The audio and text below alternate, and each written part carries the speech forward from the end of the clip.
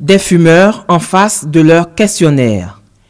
Ils veulent s'affranchir de leur dépendance du tabac.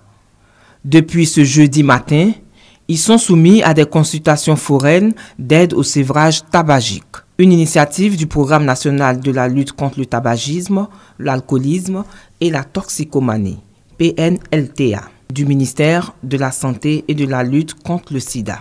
Des consultations foraines au cours desquelles les fumeurs sont soumis à des tests psychotechniques suivis de prescriptions médicales selon les cas. Pour sévrer quelqu'un, il y a 2 éléments qui sont essentiels.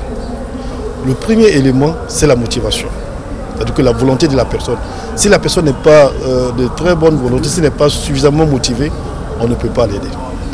Une fois qu'il est motivé, on va s'assurer le degré de dépendance. C'est-à-dire que selon les dépendants, il y en a qui sont motivés, mais comme ils sont fortement dépendants, on ne peut pas leur donner des conseils et les aider à arrêter. Donc ça va susciter la prescription de certains médicaments.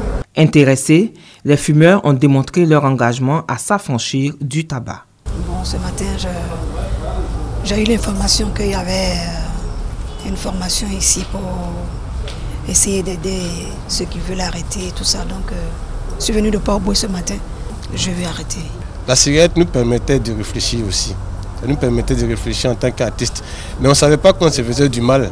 Voilà, c'est au fur et à mesure, au fil du temps, qu'on a travaillé beaucoup, qu'on s'est rendu compte que la cigarette n'était pas bon pour nous. Il fallait s'arrêter.